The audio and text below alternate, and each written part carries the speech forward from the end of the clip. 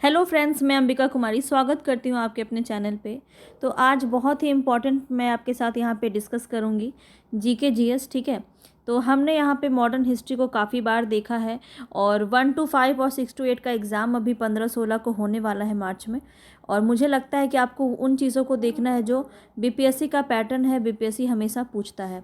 तो यहाँ पे मैं आपके लिए कुछ प्राचीन भारत से लेके आई हूँ क्वेश्चन, और ये क्वेश्चन आपके बहुत ज़्यादा इंपॉर्टेंट है। यहाँ से आपका काफ़ी ज़्यादा क्वेश्चंस देखने को मिला था, तो काफ़ी दिन से मैं लगी हुई थी इसमें, और मुझे लगता है कि ये अब आपको कर लेना चाहिए। क्वेश्चंस जितने भी क्वेश्चंस करवाऊँगी उसको आप कंप्लीट देख जाइए।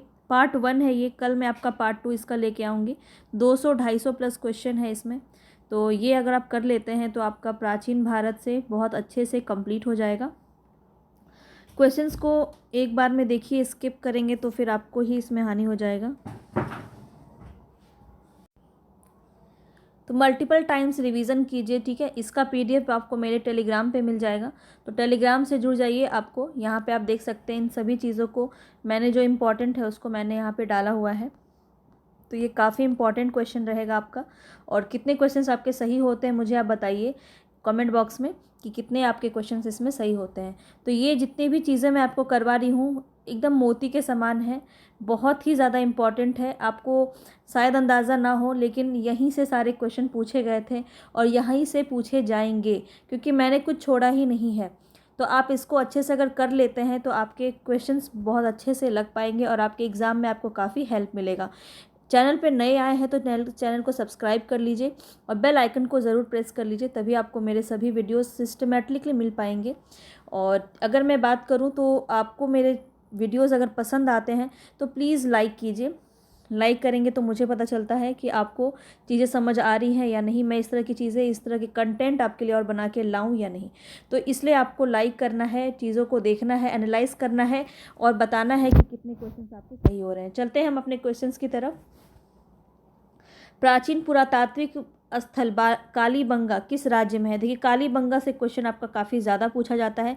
और ये कहाँ से है? तो ये राजस्थान से है, ठीक है, राजस्थान से है। और हनुमानगढ़ जिले में सूरतगढ़ और हनुमानगढ़ के बीच में पीलीबंगा में ये स्थित है। अगर मैं बात करूँ तो सिंधु घाटी सभ्यता का एक प्राचीन स्थल है कालीबंगा, और कालीबंगा कम से कम 450 से 600 वर्षों तक फला फूला। इस स्थल में पूर्व हड़प्पा और उत्तर हड़प्पा के अवशेष प्राप्त हुए हैं और इसमें दो संस्कृतियों के बीच परिवर्तन काल देखा जा सकता है। चलते हैं आगे नेक्स्ट क्वेश्चन पे। नेक्स्ट क्वेश्चन की तरफ हम बढ़ रहे हैं। प्रथम मनके के निर्माण का प्रथम किस स्थल से प्राप्त हुआ? तो यहाँ पे आपको प्रथम मनके के निर्माण की बात की जा रही है। चनहुदड़ो काफ़ी इंपॉर्टेंट है आपका, चनहुदड़ो यहाँ पे आपका बिल्कुल राइट हो जाएगा। चनहुदड़ो कहाँ है तो ये भी ध्यान रखेंगे, पाकिस्तान में है। वर्तमान में पाकिस्तान में सिंधु नदी के तट पर स्थित है चनहुदड़ो। यहाँ पर उत्खनन कार्य 1935 ईस्वी में किसके द्वारा? अर्नेस्ट मेके के नेतृत्व में किया गया। इंपॉर्टेंट पॉइंट्स है, इसको ध्यान रखेंगे। क्वेश्चंस को इसके बिल्कुल भी मत कीजिएगा, तो बहुत ही ज़्यादा आपको अच्छे से ये याद हो जाएगा जितनी भी चीज़ें मैं करवा रही हूँ। देखिए, आप चीज़ों को अगर याद करते हुए चलेंगे तो आपके लिए बर्डन कम हो जाता है। अगर सिर्फ पीडीएफ के भरोसे रहिएगा तो पीडीएफ सिर्फ जमा होता जाएगा और पढ़ेंगे आप नहीं। तो मैं आपके लिए बोल रही हूँ, आप चीज़ों को कंप्लीट देखिए, कंप्लीट वीडियो को देखिएगा, तभी आपको अच्छे से समझ में आएगा। यहाँ पे बताया जा रहा है शहरीकरण का अभाव अगर किसमें पूछा जाता है तो चनहुदड़ो में आपका शहरीकरण का अभाव था। इस स्थल में विभिन्न प्रकार के मनके, उपकरण, मुहर इत्यादि आपको प्राप्त हुए थे। आगे बढ़ते हैं नेक्स्ट क्वेश्चन की तरफ। नेक्स्ट क्वेश्चन यहाँ प्रथम मानव जीवाश्म। क्वेश्चन काफ़ी इंपॉर्टेंट है। प्रथम मानव जीवाश्म जो है भारत के किस नदी घाटी से प्राप्त हुआ? तो नर्मदा नदी घाटी को एकदम अच्छे से याद कर लीजिए। नर्मदा नदी घाटी पर मानव जीवाश्म जो है प्रथम पहली बार भारत के नदी घाटी नर्मदा घाटी से आपको प्राप्त हुआ। नर्मदा घाटी में भारतीय उपमहाद्वीप में प्राचीनतम होमिनिन जीवाश्म पाए जाते हैं। जितने भी बौद्ध काल, जैन काल से संबंधित प्रश्न आपके पूछे जाते हैं वो सब आपको यहाँ पे देखने को मिलेगा। तो बिल्कुल पेशेंसफुली क्वेश्चंस को देखिए, अटेम्प्ट कीजिए और कितने आपके सही हो रहे हैं मुझे ज़रूर बताते चलिएगा। यहाँ पे देखिए, भारत में मनुष्य का पहला प्रमाण उत्तर प्रदेश के पश्चिमी नर्मदा क्षेत्र में ही मिला था, ये बात भी ध्यान रखेंगे। भारत में पशुपालन एवं कृषि के साक्ष्य, प्राचीनतम साक्ष्य कहाँ प्राप्त होते हैं? तो मेहरगढ़ आपका काफ़ी अच्छा और इम्पॉर्टेंट क्वेश्चन है। यहाँ से मेहरगढ़ से आपका क्वेश्चन काफ़ी ज़्यादा पूछा जाता है। अगर आप सीटेट के स्टूडेंट हैं तो भी ये क्वेश्चन आपके लिए काफ़ी इंपॉर्टेंट है। यहाँ से आपका सीटेट से भी क्वेश्चन काफ़ी ज़्यादा बनता है। मेहरगढ़ नवपाषाण युग का सबसे पुराना उपनिवेश है। नवपाषाण युग को नया पाषाण युग भी कहा जाता है। क्या रखेंगे? मेहरगढ़ आपका किससे संबंधित है? नवपाषाण से संबंधित है। ठीक है, नवपाषाण युग से संबंधित है, इसको ध्यान रखेंगे। सिंधु घाटी सभ्यता में मेहरगढ़ संबंधित है। जॉन मार्शल सिंधु घाटी सभ्यता शब्द का उपयोग करने वाले पहले अध्येता थे। जॉन मार्शल याद रखेंगे। सिंधु घाटी सभ्यता का आद्य इतिहास काल से संबंधित है। आदि इतिहास काल से माना जाता है सिंधु घाटी सभ्यता। अगर इसको हम बात करें तो सभ्यता की खोज जो है, हड़प्पा सभ्यता की खोज किसने की थी? मोस्ट इंपॉर्टेंट क्वेश्चन है, यहाँ से आपका कई बार क्वेश्चन देखने को मिला है। दयाराम साहनी ने पहली बार 1921 में हड़प्पा सभ्यता की खोज की। आर डी बनर्जी काफ़ी इंपॉर्टेंट है। आर डी बनर्जी 1922 में मोहनजोदड़ो या मृतकों का टीला भी हम इसे कहते हैं, इसकी खोज की। किसने की? आर डी बनर्जी ने 1922 में।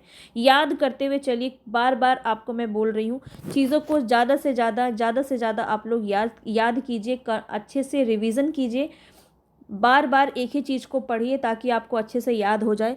बहुत ज़्यादा क्वेश्चन के में भटकने से अच्छा है आप जितना आपको दिया जा रहा है ना, इतनी चीज़ों को अगर आप कर लेते हैं तो आपका इस बार एग्ज़ाम नहीं रुकेगा। देखिए, जितनी भी चीज़ बहुत ही कम समय में मैंने आपको बहुत सारी चीज़ें प्रोवाइड करवा दी हैं, तो अगर आप उन चीज़ों को देखते हैं तो क्वेश्चंस आपके नहीं रुकेंगे। मैंने बहुत ही अच्छे से आपको बीपीएससी टीआरई 3 रिवीजन क्लास के नाम से एक प्लेलिस्ट मैंने बनाई है, उसमें मैंने जितनी भी मैराथन क्लासेस आपको दी हैं, बहुत ही ज़्यादा, बहुत बड़ा क्लास नहीं है, एक डेढ़ घंटे के अंदर ही आपका ख़त्म हो जाता है। उसको एक दो बार अच्छे से देख लीजिए, आपका कंप्लीट रिवीजन हो जाएगा। यहाँ बताना है मोहनजोदड़ो क्या है? तो सिंधु घाटी सभ्यता का सबसे बड़ा स्थल है। मोहनजोदड़ो सिंधु घाटी सभ्यता का सबसे बड़ा स्थल है, ध्यान रखेंगे। और राखीगढ़ी सिंधु घाटी सभ्यता का सबसे बड़ा भारतीय स्थल है। भारत की प्राचीनतम संस्कृति कौन सी मानी जाती है? तो पुरापाषाणिक संस्कृति आपकी मानी जाती है। आगे चलते हैं, भीमबेटका के शैलाश्रय किसके लिए प्रसिद्ध है? तो भीमबेटका जो है कहाँ है, ये भी ध्यान रखेंगे। भीमबेटका क्या है? तो भारतीय उपमहाद्वीप पर मानव जीवन के प्राचीनतम चिन्हों की वजह से जो है भीमबेटका आपका प्रसिद्ध है। ठीक है, शैल मतलब यहाँ पे पत्थर पे बहुत सारे प्राचीनतम चिन्ह देखने को मिलते हैं भीमबेटका में। और ये कहाँ है, ये क्वेश्चन आपका काफ़ी पूछा जाता है। तो मध्य प्रदेश के प्रांत में रायसेन जिले में स्थित एक पुरापाषाणिक आवासीय पुरा स्थल है। यह आदि मानव द्वारा बनाए गए शैल चित्रों और शैलाश्रयों के लिए प्रसिद्ध है। आगे चलते, सैंधव काल बताना है। सैंधव काल के किस पुरा स्थल में हल द्वारा जुताई के प्रमाण मिले हैं? तो कालीबंगा में मिले हैं। मोस्ट इंपॉर्टेंट क्वेश्चन है ये, आप बिल्कुल इस फैक्ट से बिल्कुल अच्छे से आप रूबरू हो जाइए। धौलावीरा आपका पूछा जाए तो गुजरात का हड़प्पा स्थल है, और एक अद्वितीय जल दोहन प्रणाली, इसकी तूफानी जल निकासी प्रणाली धौलावीरा में प्रमुख पुरातात्विक निष्कर्ष है। धौलावीरा आपका किसके लिए प्रसिद्ध है? तो जल दोहन प्रणाली के लिए प्रसिद्ध है। सुरकोटदा जो है ये भी गुजरात में है, ये भी हड़प्पा स्थल का आपका स्थल है। सुरकोटदा में घोड़े की हड्डियां, अंडाकार कब्र और दफन बर्तन प्रमुख पुरातात्विक निष्कर्ष हैं। आगे चलते हैं, यहाँ क्वेश्चन पूछा जा रहा है, हड़प्पा संस्कृति के उपकरण के किस धातु से निर्मित थे? तो देखिए, तांबा से थे, ये आपको ध्यान रखना है। लोहे का उपयोग जो है नहीं किया करते थे हड़प्पा के जो वासी थे। हड़प्पा शहरों में लोहे का उपयोग नहीं किया जाता था। हड़प्पा शहर सिंधु घाटी सभ्यताओं का हिस्सा है, जो पत्थर युग के ताम्र काल के बाद आयोजित किया गया था। ठीक है, ध्यान रखेंगे, तांबा का ही इस्तेमाल करते थे। आगे चलते, सिंधु घाटी सभ्यता की प्रकृति कैसी थी? तो नगरीय थी। ये बात काफ़ी इंपॉर्टेंट है, ग्रामीण नहीं थी, नगरीय थी। यह सभ्यता सिंधु नदी घाटी में फैली हुई थी, इसलिए इसका नाम सिंधु घाटी सभ्यता रखा गया। प्रथम बार नगरों के उदय के कारण इसे प्रथम नगरीयकरण भी कहा जाता है। प्रथम बार कांस्य के प्रयोग के कारण भी इसे कांस्य सभ्यता के नाम से भी जानते हैं। ध्यान रखेंगे, नगरीय सभ्यता थी, कांस्य सभ्यता थी। किस लिए? क्योंकि कांस्य का प्रयोग यानी तांबे का प्रयोग किया जाता था। आगे चलते, हल का टेराकोटा कहाँ प्राप्त हुआ? हल का टेराकोटा आपका बनावली में प्राप्त हुआ, ध्यान रखेंगे। ये आप थोड़ा सा इसके बारे में भी जान लीजिए। बनवाली जो है हड़प्पा सभ्यता के हल में टेराकोटा मॉडल की खुदाई की गई थी। बनावली हरियाणा फतेहाबाद के स्थित जिले में स्थित है। आगे चलते हैं। हड़प्पा में उस एक उन्नत जल प्रबंधन प्रणाली का अगर पता चलता है तो यहाँ पे जल प्रबंधन की बात की जाए तो आप धोलावीरा लगा दीजिएगा बिना कुछ सोचे। लोथल 1954 में इसकी खोज SR राव ने की थी। लोथल यहाँ पे काफ़ी इंपॉर्टेंट है। सिंधु घाटी सभ्यता का एक महत्वपूर्ण व्यापार केंद्र था, एक बंदरगाह शहर था लोथल, ध्यान रखेंगे। लोथल से भी क्वेश्चन आपका काफ़ी ज़्यादा पूछा जाता है। आगे मैं बात करूं तो हड़प्पा में मिट्टी के बर्तनों पर सामान्यतः किस रंग का उपयोग किया जाता था? तो मिट्टी के बर्तनों में लाल रंग का उपयोग किया जाता था। आगे चलते हैं। चनहुदड़ो हड़प्पा संस्कृति से संबंधित एक स्थल है जो स्थित है, कहाँ स्थित है? सिंध में। चनहुदड़ो सिंधु घाटी सभ्यता से संबंधित एक पुरातात्विक स्थल है। या सिंध पाकिस्तान में मोहनजोदड़ो से 130 किलोमीटर दक्षिण में स्थित है। आगे चलते हैं। धोलावीरा किस राज्य में स्थित है? तो इसको हमने स्टार्टिंग में भी देखा था, गुजरात में स्थित है, ध्यान रखेंगे। धोलावीरा एक पुरातात्विक स्थल किस समय अवधि से जुड़ी हुई है? तो सिंधु घाटी सभ्यता से जुड़ी हुई है धोलावीरा, ध्यान रखेंगे। आगे चलते हैं। यहाँ नेक्स्ट क्वेश्चन पे बताना है 1920-21 के आसपास किस नदी के किनारे खुदाई के दौरान हड़प्पा शहर मिला? तो रावी नदी की खुदाई के दौरान जो है हड़प्पा शहर मिला। इस बात को मोस्ट इंपॉर्टेंट फैक्ट से आपका ध्यान रखेंगे। सिंधु घाटी सभ्यता के किस शहर का शाब्दिक अर्थ मृतकों का टीला है? तो मोहनजोदड़ो आपका बिल्कुल सही हो जाएगा। आगे चलते हैं। हड़प्पा सभ्यता का कौन सा शहर विशिष्ट रूप से मनके बनाना, सीप काटना, धातु की वस्तुएं बनाना, मुहर बनाना, तराजू का निर्माण करना आदि कार्यों से शिल्प उत्पादन के लिए समर्पित था? तो शिल्प उत्पादन किसमें था? चनहुदड़ो में था। चलते हैं आगे। सिंधु घाटी सभ्यता के निम्न में से किस स्थल को सबसे पहले खोजा गया था? तो सबसे पहले हड़प्पा को खोजा गया था। तो भारत में जो है खोजा गया सबसे पहला शहर कौन सा था? हड़प्पा था। 1921 में ब्रिटिश भारत के पंजाब प्रांत में इसकी खुदाई हुई थी और पहली साइट के रूप में हड़प्पा की खुदाई के बाद सिंधु घाटी सभ्यता को इसके बाद हड़प्पा सभ्यता के रूप में जाना गया। इनकी खुदाई जो है 1921 में दयाराम साहनी ने की थी, ये भी ध्यान रखेंगे। और ये रावी नदी के तट पर स्थित है, ये भी ध्यान रखेंगे। यह पंजाब यानी पाकिस्तान के साहिवाल जिले में है। आगे चलते। पत्थर की बनी नृत्य करते हुए पुरुष की मूर्ति नटराज किस स्थान पर पाई गई? काफ़ी इंपॉर्टेंट क्वेश्चन है ये, VVI क्वेश्चन है आपका। हड़प्पा से प्राप्त हुई है पत्थर की बनी नृत्य करते हुए पुरुष की मूर्ति नटराज। आगे चलते हैं। नेक्स्ट क्वेश्चन यहाँ पे पुरातात्विक स्थल सुरकोटदा किस राज्य में स्थित है? तो इसको हमने स्टार्टिंग में भी देखा था, गुजरात में स्थित है, ध्यान रखेंगे। सुरकोटदा किसके लिए प्रसिद्ध है? तो यहाँ पे एकमात्र सिंधु घाटी स्थल है जहाँ वास्तव में घोड़े के अवशेष देखने को मिले, सुरकोटदा में, ठीक है। गुजरात के कच्छ जिले में स्थित है। और कालीबंगन हनुमानगढ़ राजस्थान में स्थित है। बनवाली हिसार हरियाणा में स्थित है। बनवाली कहाँ स्थित है? हरियाणा में। और कालीबंगन राजस्थान में, हनुमानगढ़ में, ध्यान रखेंगे। ये आप देख सकते हैं इस तरह से बैल का यहाँ पे आपको मुहर देखने को मिल रहा होगा। हड़प्पा सभ्यता के मोहरों पर कौन से पशु को अक्सर देखा जाता है? तो बैल को, ये है मोहर और इस तरह से वो बना करता था, बैल का चित्र आप यहाँ पे देख सकते हैं। आगे चलते हैं। प्रसिद्ध सिंधु घाटी स्थल मोहनजोदड़ो की पहली बार खुदाई किस प्रख्यात भारतीय पुरातत्वविद द्वारा की गई थी? तो RD बनर्जी द्वारा की गई थी। किसकी? मोहनजोदड़ो की पहली बार खुदाई, ध्यान रखेंगे। चलते हैं आगे। सिंधु घाटी सभ्यता देखिए कुछ इस प्रकार से दिखता था आपका। ईंट के बने हुए थे भवन, आपको ध्यान रखना है। और ये जो है महत्वपूर्ण विशेषता क्या थी? ईंट के बने हुए भवन थे सिंधु घाटी सभ्यता में। और इसमें क्या क्या विशेषता थी इसको हम ध्यान से देख लेते हैं। सिंधु घाटी सभ्यता की महत्वपूर्ण विशेषता ईंटों से बनी इमारत थी। इसे हड़प्पा सभ्यता के रूप में हम जानते हैं। और यह कहा जाता है कि कृषि व्यवस्था 4000 ईसा पूर्व के आसपास शुरू हुई। लगभग 3000 ईसा पूर्व से वहाँ शहरीकरण के पहले लक्षण दिखाई दिए। और माना जाता है कि 2600 ईसा पूर्व तक दर्जनों कस्बों और शहरों की स्थापना हो चुकी थी।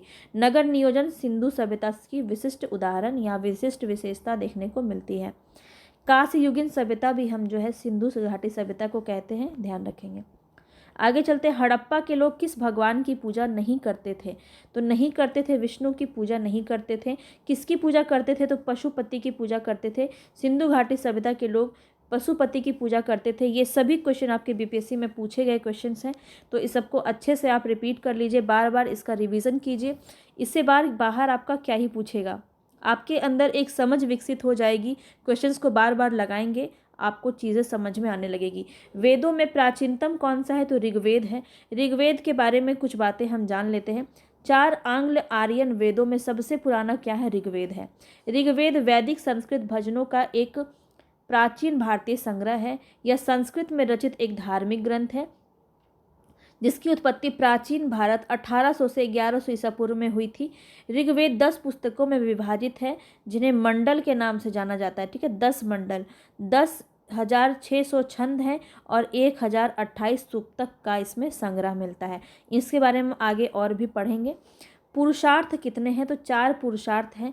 कौन कौन से पुरुषार्थ हैं? देखिए, मनुष्य के लिए वेदों में 4 पुरुषार्थों का नाम लिया जाता है, धर्म, अर्थ, काम और मोक्ष। ये 4 आपके पुरुषार्थ माने जाते हैं। गायत्री मंत्र किस पुस्तक से लिया गया है? तो ऋग्वेद से लिया गया है और इसके बारे में जान लीजिए। यहाँ पे मंत्र जो है प्राचीन सूर्य देवी सावित्री को समर्पित है। सावित्री को यहाँ पे मंत्र जो है समर्पित हैं। और ऋग्वेद ने स्तुति के भजन के ज्ञान का अनुवाद किया है। इसमें कई धार्मिक मंत्र और श्लोक हैं। और हम और भी ज़्यादा और बाकी जो वेद हैं उसके बारे में बात करें तो अथर्व वेद है जो जादू सूत्रों का ज्ञान है, जिसमें साम वेद में आपका संगीत देखने को मिलता है, धुनों का ज्ञान, और यजुर्वेद में यज्ञ इत्यादि के बारे में बात की गई है। आगे चलते हैं, वेद धार्मिक अनुष्ठान से संबंधित कौन सा आपका हो जाएगा? तो अभी हमने देखा यजुर्वेद। यजुर्वेद में आपका धार्मिक अनुष्ठान आपका किया जाता था। ऋग्वेद में कितने मंत्र हैं? तो 1028। ये सभी फैक्ट्स को हमने देख लिया है।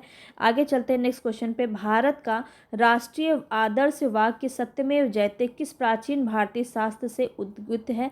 तो मुंडकोपनिषद यहाँ पे आपका बिल्कुल सही हो जाएगा। सत्यमेव जयते आपका कहाँ से लिया गया है, किस मंत्र से लिया गया है? तो मुंडकोपनिषद से लिया गया है। किस वेद के संगीत से संबंधित ज्ञान समाहित है? तो संगीत आपका कहाँ है? सामवेद में है, ध्यान रखेंगे। मुंडक उपनिवेशद किससे संबंधित है? अथर्ववेद से संबंधित है, जिससे आपका सत्यमेव जयते लिया गया है। आगे चलते हैं, कौन सा वेद जादुई अनुष्ठानों और वशीकरण के बारे में बताता है? तो अथर्ववेद आपका बिल्कुल सही हो जाएगा। आगे चलते हैं, किस उपनिषद में वसुदैव कुटुंबकम शब्द का उल्लेख किया गया है? तो महाउपनिषद में किया गया है। महाउपनिषद में किया गया है, ध्यान रखेंगे। सबसे पुराना उपनिषद कौन सा है? तो छांदोग्य उपनिषद आपका जो है सबसे पुराना उपनिषद माना जाता है। जैन धर्म की बात करें तो 23वें तीर्थंकर कौन थे? पार्श्वनाथ जो थे 23वें तीर्थंकर थे। अब थोड़ा सा हम जैन साहित्य के बारे में पढ़ेंगे, जैन साहित्य बोल रही हूँ, जैन धर्म के बारे में पढ़ेंगे। ऋषभदेव कौन है? तो भगवान ऋषभदेव, जिन्हें भगवान आदिनाथ के नाम से भी जाना जाता है, ये पहले तीर्थंकर थे। पहले तीर्थंकर कौन थे? ऋषभदेव थे। अब महावीर स्वामी कौन थे? तो महावीर स्वामी 24वें और अंतिम जैन तीर्थंकर थे, अंतिम थे, ध्यान रखेंगे। कई लोग इन्हें ही पहला मानते हैं। वर्धमान महावीर का जन्म हुआ, उन्हें बाद में भगवान महावीर के नाम से जाना गया। वर्धमान में ने आध्यात्मिक जागृति की तलाश में 30 वर्ष की आयु में अपना गृह त्याग किया था और अगले 12.5 वर्षों तक इन्होंने गंभीर ध्यान और तपस्या की, जिसके बाद वे सर्वज्ञ यानी सर्वज्ञाता हो गए। त्रिपिटकों का संबंध किस धर्म से है? मोस्ट इम्पॉर्टेंट क्वेश्चन है। त्रिपिटक आपका किससे संबंधित है? तो बौद्ध धर्म से संबंधित है। विनय पिटक में भिक्षुओं के लिए मठवासी अनुशासन के नियम बताए गए हैं विनय पिटक में। और सुत्त पिटक में बुद्ध के उपदेश का संग्रह है और अभिधम पिटक में बुद्ध की शिक्षाओं का दर्शन है। तो ये तीनों ही आपको जो ग्रंथ है इसको ध्यान में रखना है। यहाँ से आपका एक क्वेश्चन बन सकता है कि किसमें क्या आपकी बातें दी गई है। तो विनय पिटक में क्या है? भिक्षुओं के लिए मठवासी अनुशासन के नियम है। सुत्त पिटक में क्या है? बुद्ध के उपदेश का संग्रह है। और अभिधम पिटक में क्या है? बुद्ध की शिक्षाओं का दर्शन है। पसंद आ रहा है चैनल को सब्सक्राइब कीजिए, और पसंद आ रहा है तो वीडियो को लाइक कीजिए। वीडियो को ज़्यादा से ज़्यादा लाइक करेंगे तभी मुझे समझ में आएगा, मुझे पता चलेगा कि चीज़ें आपको समझ में आ रही हैं या नहीं, पसंद आ रहा है या नहीं, मैं इस तरह के कंटेंट आपके लिए और बना के लाऊं या नहीं लाऊं। तो इस चीज़ को आप ध्यान में रखिए। गौतम बुद्ध ने अपना प्रथम धर्म उपदेश दिया था सारनाथ में दिया था। कहाँ दिया था? प्रथम जो उपदेश दिया था सारनाथ में दिया था, ध्यान रखेंगे। गौतम बुद्ध ने ज्ञान प्राप्त करने के लिए लंबे वर्षों तक तपस्या और साधना में जीवन कहाँ व्यतीत किया? बोध गया में। बोध गया में इन्होंने अपना जो है तपस्या और साधना में जीवन बिताया। बुद्ध ने बोध गया में निरंजना नदी के तट पर कठोर तपस्या की तथा सुजाता नामक लड़की के हाथों खीर खाकर अपना उपवास तोड़ा था। आगे चलते हैं। तृतीय बौद्ध संगति का अध्यक्ष कौन था? तो मोगली पुत्र तिस्य था। इसमें हम सारे संगति को देखेंगे। देखिए, संगति से आपका एक क्वेश्चन बन सकता है, चाहे वो समय से हो, चाहे वो स्थान से हो, अध्यक्ष पूछ लेगा, या फिर शासन काल या जो भी राजा होते हैं उस समय में वो पूछ सकता है। तो ये आपको अच्छे से याद करना है। 2-3 बार अगर आप लिख लेते हैं ना कॉपी में तो आपको याद हो जाएगा। देखिए, मेहनत तो आपको ही करना पड़ेगा, मैं आपको सिर्फ दिशा दिखा सकती हूँ कि आप किस तरह से अपनी तैयारी कर सकते हैं। अगर आप इसको 2-3 बार लिख लेते हैं, देखिए आपको ये याद हो जाएगा। मैंने तो इसको जब याद किया था तो इसको बहुत बार मैंने लिखा था, 4 से 5 बार इसको लिखते लिखते ये आपको पूरी तरह से याद हो जाएगा। तो यहाँ पे हम देख लेते हैं। प्रथम बौद्ध संगति आपका 483 ईसा पूर्व में राजगृह में हुआ था, और अध्यक्ष कौन था? महाकश्यप। और शासनकाल कौन था? किसका था? अजातशत्रु का। द्वितीय बौद्ध संगति 383 में आपका हुआ था वैशाली में। सभाकामी अध्यक्ष थे और कालाशोक जो है राजा था। तृतीय बौद्ध संगति हुआ था 255 ईसा पूर्व में, और पाटलिपुत्र में हुआ था। मोगली पुत्र शिष्य जो है यहाँ पे अध्यक्ष था, और अशोक यहाँ का राजा था। और चतुर्थ बौद्ध संगति आपका जो हुआ है वो प्रथम शताब्दी में हुआ है, कुंडल वन में, कश्मीर में। वसुमित्र जो है इसमें अध्यक्ष थे, और कनिष्क जो है राजा थे। तो आपसे पूछा जा सकता है कि तृतीय बौद्ध संगति में जो शासक था वो कौन था? तो अशोक हो जाएगा। इस तरह से क्वेश्चन आपका बन सकता है। इसको आप बार बार रिविजन कर लीजिए, याद हो जाएगा। तो यहाँ पे देखिए क्वेश्चन पूछा गया, प्रथम बौद्ध सभा का आयोजन कहाँ हुआ था? तो प्रथम कहाँ हुआ था? राजगृह में हुआ था। और इस वक्त राजा कौन थे? तो अजातशत्रु थे। अजातशत्रु थे, ध्यान रखेंगे। ये सारी चीज़ें आपको याद रखनी है, ठीक है। अभी अभी हमने देखिए यहाँ पे पढ़ा है। आगे चलते हैं। किस शासक ने चतुर्थ बौद्ध संगति में कश्मीर में आयोजित किया? तो कनिष्क ने किया, अभी अभी हमने देखा। भगवान बुद्ध के महापरिनिर्वाण के बाद पहली बौद्ध संगति कहाँ हुई? राजगृह में हुई थी, याद रखेंगे। अजातशत्रु जिस वक्त राजा थे। तृतीय बौद्ध संगति आपकी पाटलिपुत्र में हुई, और अशोक इस समय राजा थे, याद रखेंगे, ठीक है। इस तरह से आपका काफ़ी बार ये क्वेश्चन देखने को मिला है। देखिए, घुमा फिरा के क्वेश्चन आपका ऐसा पूछा जाता है। प्रथम बौद्ध परिषद कहाँ बुलाया गया था? अजातशत्रु के द्वारा बुलाया गया था, राजगृह में बुलाया गया था, याद रखेंगे, ठीक है। राजगृह में बुलाया गया था प्रथम बौद्ध संघ। और इस वक्त कौन थे? महानंद जो है, महापद्मनंद जो है यहाँ पे अध्यक्ष थे। चतुर्थ बौद्ध संगति का आयोजन किसके शासनकाल में हुआ? कनिष्क यहाँ पे हो जाएगा। कहाँ हुआ था? तो कुंडल वन में हुआ था। कुंडल वन में हुआ था यहाँ पे कश्मीर में, ठीक है, इसको ध्यान रखेंगे। महात्मा बुद्ध ने महापरिनिर्वाण प्राप्त किया कुशीनगर में। अब महात्मा बुद्ध से संबंधित कुछ चीज़ों को ध्यान रखेंगे। गौतम बुद्ध में कुशीनगर वर्तमान उत्तर प्रदेश में महापरिनिर्वाण प्राप्त किया था। महापरिनिर्वाण का अर्थ क्या होता है? आमतौर पर प्रबुद्ध प्राणी द्वारा प्राप्त निर्वाण की परम अवस्था यानी अस्थायी सर्वोच्च शांति और सुख का होता है। गौतम बुद्ध ने बोध गया में निरंजना नदी के तट पर निर्वाण प्राप्त किया था, और इसके पश्चात इन्हें गौतम बुद्ध तथागत सत्य को प्राप्त किया इन्होंने, और इस रूप से ये जाने गए। इन्होंने प्रथम उपदेश जो है सारनाथ में दिया था, ध्यान रखेंगे। इसे धर्म चक्र प्रवर्तन या कानून के चक्र का घूमना कहा जाता है। बुद्ध का जन्म स्थान लुम्बिनी में हुआ है, वर्तमान में ये नेपाल में है। आगे चलते हैं। बुद्ध ने 29 वर्ष, कितने वर्ष की आयु में पूछा जाता है आपका? तो बुद्ध ने 29 वर्ष की आयु में एक तपस्वी का जीवन जीने के लिए अपना घर छोड़ दिया, जिसे महाभिनिष्क्रमण या महान प्रस्थान के नाम से जाना जाता है। आगे चलते हैं नेक्स्ट क्वेश्चन पे। किस भारतीय दर्शन ने परमाणु सिद्धांत का प्रतिपादन किया है? तो विशेषिक अवैशेषिक आपका बिल्कुल सही हो जाएगा, ठीक है। भारतीय परमाणु सिद्धांत का प्रस्ताव महर्षि कणाद ने किया था, जो वैशेषिक दर्शन शास्त्र के संस्थापक थे। पाटलिपुत्र में बुलाई गई प्रथम जैन संगति का अध्यक्ष कौन थे? तो देखिए यहाँ पे स्थूलभद्र हो जाएंगे, यहाँ पे जैन संगति ये पूछा जा रहा है। इस सभा का आयोजन चंद्रगुप्त मौर्य के शासनकाल के दौरान हुआ था। इसकी अध्यक्षता स्थूलभद्र ने की थी। प्रथम जैन संगति की बात की जा रही है। और देखिए यहाँ पे बात किया जाए तो जैन धर्म समिति के इस हिस्से में 12 उपांगों का संपादन किया गया था। पहली जैन सभा में जैन धर्म के 2 भाग दिगंबर और श्वेतांबर में बांटा गया था। ऋषभनाथ कौन थे? पहले थे। दूसरे तीर्थंकर कौन थे? अजीतनाथ। सुमतिनाथ थे 5वें।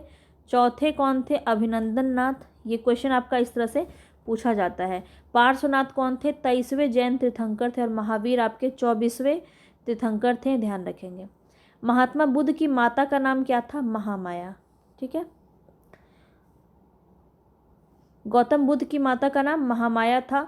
वह कौलिया गणराज्य की राजकुमारी थी। गौतम बुद्ध का जन्म लुम्बिनी में शाक्य क्षत्रिय कुल में हुआ था। गौतम बुद्ध बौद्ध धर्म के संस्थापक थे। उनके पिता कपिलवस्तु के राजा शुद्धोदन थे और उनकी माता महामाया थी। उनका विवाह कम उम्र में ही यशोधरा से हो जाता है और उनका एक बेटा भी रहता है, राहुल। 35 वर्ष की आयु में उन्हें बोध गया में पीपल वृक्ष के नीचे ज्ञान की प्राप्ति होती है। भरहूत एवं अमरावती प्रसिद्ध केंद्र है किसके लिए? तो बौद्ध धर्म के लिए। ध्यान रखेंगे, भरहूत और अमरावती बौद्ध धर्म के लिए प्रसिद्ध है। बौद्ध धर्म की प्रथम महिला अनुयायी कौन थी? गौतमी। ये कौन थी? ये इनकी मौसी थी। इनकी क्या थी? मौसी थी। ये जो है प्रथम अनुयायी मानी जाती है। इन्होंने ही पालन पोषण किया और प्रजापति गौतमी इनका नाम था। गौतम बुद्ध ने अपना पहला उपदेश सारनाथ बनारस में दिया। कुशीनगर उत्तर प्रदेश में 80 वर्ष की आयु में महात्मा बुद्ध की मृत्यु हो गई। गौतम बुद्ध ने 29 वर्ष की आयु में अपना घर त्याग दिया। इस घटना को महाभिनिष्क्रमण कहते हैं। गौतम बुद्ध ने अपने पहले गुरु अलार कलम में से सांख्य दर्शन प्राप्त किया। इनके प्रथम गुरु कौन थे? पहले गुरु कौन थे? अलार कलम, जिससे इन्होंने सांख्य दर्शन प्राप्त किया। बुद्ध ने वैशाख पूर्णिमा की रात को आत्मज्ञान प्राप्त किया। वैशाख पूर्णिमा ये भी पूछा जाता है। जितनी भी चीज़ें मैंने आपके लिए हाईलाइट की उसको बिल्कुल अच्छे से ध्यान में रखेंगे। जिस वृक्ष के नीचे सिद्धार्थ को ज्ञान प्राप्त हुआ वह वृक्ष बोधि वृक्ष कहलाता है। सिद्धार्थ कौन? गौतम बुद्ध, जिनका बचपन का नाम सिद्धार्थ था। कौन सा कथन बुद्ध की ईश्वर की अवधारणा के विषय में सत्य है? या ईश्वर का अस्तित्व नहीं है? यह जो है बुद्ध की ईश्वर की अवधारणा है। जैन धर्म के प्रवर्तक महावीर जी का मोक्ष स्थान कहाँ है? पावापुरी। पावापुरी कहाँ है? तो बिहार के नालंदा जिले में स्थित है। जैन धर्म में पावापुरी एक पवित्र स्थान है क्योंकि यहाँ महावीर जी का अंतिम संस्कार क्षेत्र था। पहले तीर्थंकर कौन थे? ऋषभनाथ। बार बार हम देख रहे हैं ताकि इसको याद किया जा सके। जैन शब्द की उत्पत्ति जिन या जैना से हुई है, जिसका अर्थ होता है विजेता। ये सभी मैं आपको बार बार करवा रही हूँ, बार बार, क्योंकि आपको इससे याद हो जाएगा। तो एक भी क्वेश्चन को स्किप मत कीजिएगा, वीडियो को कंप्लीट देखिएगा तो आपके लिए बहुत ही ज़्यादा ये हेल्प करेगी। वह स्थान जहाँ महावीर ने पूर्ण आध्यात्मिक ज्ञान प्राप्त किया वो क्या है? जमुई शहर को जमभृक ग्राम या कौली नदी को रिजुकूला नदी प्रमाणित किया गया है। ज्ञान प्राप्त करने से पहले भगवान महावीर का नाम वर्धमान था। वर्धमान महावीर जो है एक महान क्षत्रिय थे। उनका जन्म बिहार के कुंडल ग्राम वैशाली में हुआ था। 42 वर्ष की उम्र में उन्हें पूर्ण ज्ञान कैवल्य की प्राप्ति हुई। उन्हें जैन धर्म का 24वां तीर्थंकर या पैगंबर माना जाता है। इनका जन्म स्थान अगर हम बात करें तो महावीर का जन्म स्थान कुंड ग्राम में आपका है। त्रिपिटक जो एक धार्मिक पुस्तक है, ये बौद्ध ग्रंथ से संबंधित है और पाली भाषा में लिखित है। ये भी क्वेश्चन आपका पूछा जाता है कि त्रिपिटक किस भाषा में लिखी गई है? तो पाली भाषा में लिखी गई है। भागवत संप्रदाय के विकास में किसका योगदान अत्यधिक था? तो गुप्त का अधिक योगदान था भागवत संप्रदाय में। आजीवक संप्रदाय के संस्थापक कौन हो जाएंगे? तो गोसालक, यहाँ पे आपके मखल्ली गोसाल जो है ये हो जाएंगे। बराबर की गुफाओं का प्रयोग किसने आश्रम गृह के रूप में किया है? आजीवकों ने किया है। माना जाता है कि बराबर गुफाएं जो हैं ये अखंड ग्रेनाइट नक्काशी सम्राट अशोक द्वारा आजीविका संप्रदाय के तपस्वियों के उपयोग में बनाई गई थी। ठीक है, ये इतना इम्पोर्टेंट नहीं है, चलते हैं आगे। जैन कल्प सूत्र को किसने लिखा? जैन कल्प सूत्र को किसने लिखा? भद्रबाहु ने लिखा या चंद्रगुप्त मौर्य के आध्यात्मिक गुरु थे? कौन थे चंद्रगुप्त के आध्यात्मिक गुरु? तो भद्रबाहु हो जाएंगे। यह एक जैन ग्रंथ है, ठीक है, जिसमें जैन तीर्थंकरों की आत्मकथाएं लिखी गई है। जैन कल्प सूत्र को किसने लिखा? भद्रबाहु ने लिखा, ध्यान रखेंगे। तो जैन कल्प सूत्र क्या है? तो ये आत्मकथा है, जैन तीर्थंकरों की आत्मकथा है। इसमें जैन धर्म की में उनकी पुस्तक केवल भिक्षु लोग ही पढ़ सकते हैं, ये बात भी ध्यान रखेंगे। प्रथम तीर्थंकर कौन थे? अब तक आपको याद हो गया होगा, ऋषभदेव जो है प्रथम तीर्थंकर थे और 24वें तीर्थंकर थे महावीर जैन। कौन सी बात बौद्ध धर्म तथा जैन धर्म में सम्मानजनक नहीं है? आत्मदमन। आत्मदमन जो है बौद्ध धर्म क्या आज के जीवन में भी ये एक सम्मानजनक नहीं है, और इसको ध्यान रखेंगे। जैन धर्म में नहीं किया गया क्या? आत्मदमन और भोग की अति प्रहार या माध्यमिक, ये इतना पढ़ने की ज़रूरत है नहीं। चलते हैं आगे। महावीर का जन्म किस स्थल पे हुआ? तो वैशाली में हुआ, इसको हमने देख लिया है कई बार, वैशाली में हुआ। भगवान महावीर का मूल नाम क्या था? वर्धमान। आगे चलते हैं। जैन मठ संस्थाओं को क्या कहा जाता है? तो बसादिस कहा जाता है। महावीर तीर्थंकरों में अंतिम तीर्थंकर कौन थे? 24वें तीर्थंकर थे कौन? महावीर। शब्द श्वेतांबर से जुड़ा हुआ है, कौन सा धर्म? तो जैन धर्म। जैन धर्म में दो संप्रदाय विभाजित हुए थे, दिगंबर और श्वेतांबर, ठीक है। दिगंबर जैन नग्न रहते थे, वस्त्र धारण नहीं करते थे, जबकि श्वेतांबर जैन जो है सफ़ेद कपड़े पहनते थे। दोनों संप्रदायों में कई मतभेद हैं, लेकिन वे सभी महावीर स्वामी को अपना तीर्थंकर मानते थे। गौतम बुद्ध ने आत्मज्ञान प्राप्त किया किस स्थान पर? बोध गया में। सुत पीटक के संदर्भ में कौन सा कथन सही है? ये सारे क्वेश्चन आपके मैंने बीपीएससी से उठा के लाई हूँ।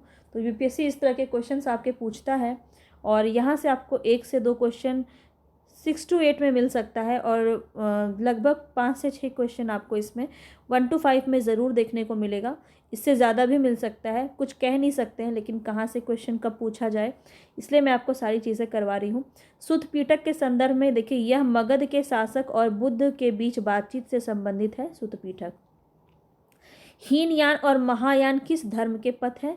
तो बौद्ध धर्म की ये संस्था है, 2 विभाजित हो गई थी। महात्मा बुद्ध की मृत्यु के बाद बौद्ध धर्म 2 पंथों में बट गया, हीनयान और महायान।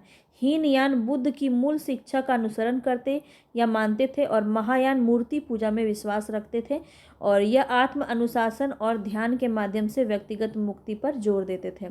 सिंह चतुर्भुज स्तंभ कहाँ है? देख सकते हैं आप, ये कहाँ है? सारनाथ में है। बोधिसत्व की अवधारणा इनमें से किससे संबंधित है? तो महायान बौद्ध धर्म से संबंधित है बोधिसत्व, ठीक है। बोधिसत्व वे व्यक्ति हैं जो मोक्ष प्राप्त करने के मार्ग पर हैं और बुद्ध द्वारा दिखाए गए मार्ग पर चल रहे हैं। गौतम बुद्ध के निम्नलिखित उपदेशों में कौन में से किस अग्नि उपदेश के रूप में जाना जाता है? आदित्य परयान सुत, यह आपका जो है अग्नि उपदेश के रूप में जाना जाता है। जातक कथाएं किससे संबंधित है? तो बौद्ध धर्म से संबंधित है जातक कथाएं। जातक भगवान बुद्ध के पूर्व जन्म की संबंधित कथाएं इसमें कही है। बुद्ध चरितम नामक महाकाव्य किसने लिखा है? तो बुद्ध चरितम किसने लिखा है? बुद्ध चरितम किसने लिखा है? अश्वघोष ने लिखा है। और गौतम बुद्ध का जन्म कहाँ हुआ था? लुम्बिनी में हुआ था। याद हुआ कि नहीं आपको सारा क्वेश्चन? मुझे ज़रूर बताइएगा, कंप्लीट देखेंगे तभी आपको फ़ायदा है। मैं आपसे बार बार कह रही हूँ, रिक्वेस्ट कर रही हूँ। मेरी तो मेहनत लगती ही है, मगर आप अगर सही जगह सही दिशा में मेहनत नहीं करेंगे तो फिर बहुत मुश्किल है। उस बौद्ध ग्रंथ का नाम बताइए जिनमें भिक्षुओं के लिए नियमों का उल्लेख है। तो नियमों का उल्लेख किसमें है? विनय पिटक में। आपको सारी चीज़ें मैं स्टार्टिंग में ही बता चुकी हूँ कि किस ग्रंथ में किस तरह का उल्लेख किया गया है। किस वृक्ष के नीचे रानी माया देवी ने गौतम बुद्ध को जन्म दिया था? तो साल का वृक्ष था। और बौद्ध धर्म की नींव महान सच्चाइयों और अग्नि पक्ष पर आधारित थी। 4 8 यहाँ पे आपका हो जाएगा। 4 महान सच्चाई और 8 जो है अग्निपथ नींव। कौन कौन सा था ये हम देख लेते हैं। तो 4 कौन से सत्य थे? आर्य सत्य, ठीक है। 4 आर्य सत्य पे बटा था अष्टांगिक मार्ग, यानी 8 जो है अष्टांगिक मार्ग था बौद्ध धर्म का। दुख की सच्चाई, दुखा सुमुध्या, समुध्या यानी दुख के कारण का सच, दुख की समाप्ति का सत्य यानी निरोध, और पथ का सत्य दुख निरोध यानी मग्घा, ये नाम से आपका जाना जाता है सत्य। और अष्टांगिक मार्ग में क्या आता है? सही नज़रिया, सही समझ, सही विचार, सही भाषण, सही आचरण, सही आजीविका, सही प्रयास, सचेतन और सही ध्यान या सही चिंतन। इतना आपका इम्पोर्टेंट है। चलते हैं आगे। बौद्ध ग्रंथों का अध्ययन करने के लिए विजयवाड़ा में कौन सा चीनी विद्वान रहा?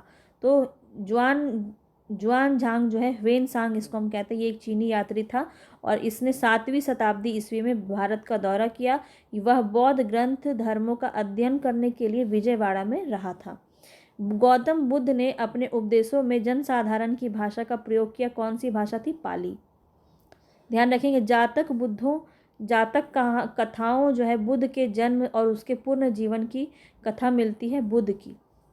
बौद्ध धर्म में दिए गए आचार के नियम पंचशील सिद्धांत के नाम से जाने जाते हैं और अष्टांगिक मार्ग है इसके नाम से जाने जाते हैं। चलते हैं आगे नेक्स्ट क्वेश्चन पे। बौद्ध तीर्थ स्थान दांत का मंदिर कहाँ स्थित है? तो ये आपका श्रीलंका में स्थित है। इस तरह से आपका ये मंदिर कुछ दिखता है। चलते हैं आगे।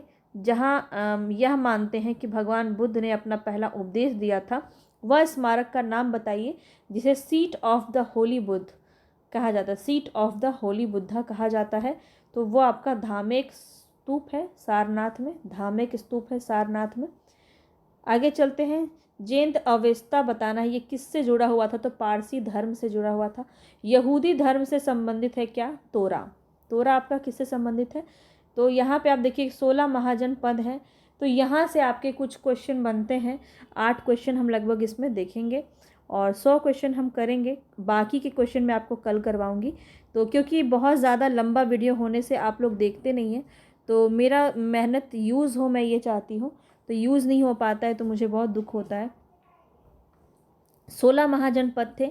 अब इससे क्वेश्चन देखिए, कौशल एवं मगध के मध्य संघर्ष का प्रारंभ किसके समय हुआ? तो अजातशत्रु के समय हुआ। अजातशत्रु ने अपने पिता बिंबिसार की हत्या कर दी थी और राज्य को छीन लिया। अपने पूरे समय में उन्होंने विस्तार की आक्रामक नीति अपनाई, इससे उन्हें काशी और कौशल की ओर धकेल दिया। मगध और कौशल के बीच लंबे समय तक अशांति चली थी। अजातशत्रु के बारे में बात किया गया। आगे चलते, मगध शासक बिंबिसार का चिकित्सक कौन था? तो जीवक था। याद रखेंगे, क्वेश्चन ये पूछा जाता है। पाटलिपुत्र किस राजवंश की राजधानी थी? मगध की। किसने सोचा था कि प्रथम बौद्धवादी काउंसिल राजगृह में ही होना चाहिए? तो अजातशत्रु ने ही सोचा था और अजातशत्रु ने ही ये बुला के भी लेके आए थे। इनके ही समय में हुआ था। किस शासक ने सुंदर नगर पाटलिपुत्र की स्थापना की? अजातशत्रु। ध्यान रखेंगे। अवंती राज्य की राजधानी क्या थी? तो उज्जैन। इस तरह से राजधानी आपकी पूछी जाती है मगध जो महाजनपद है। तो वो क्वेश्चन आप यहाँ पे देख लीजिए। नेक्स्ट क्वेश्चन है यहाँ पे, मगध की प्रारंभिक राजधानी कौन सी थी? राजगृह थी। अजातशत्रु के वंश का नाम क्या था? हर्यक। हर्यक वंश था अजातशत्रु का। आगे चलते हैं और आज का हम लास्ट क्वेश्चन देखेंगे। विश्व का प्रथम गणतंत्र वैशाली में किसके द्वारा स्थापित किया गया? लिच्छवी वंश के द्वारा स्थापित किया गया। इस तरह से आपका 100 क्वेश्चन यहाँ पे खत्म होता है। कैसा लगा क्वेश्चन? कितने क्वेश्चन आपके सही हुए ये ज़रूर बताइएगा। पसंद आया होगा तो लाइक ज़रूर कीजिएगा। चैनल को सब्सक्राइब कर लीजिए। मिलते हैं नेक्स्ट वीडियो में, तब तक के लिए धन्यवाद।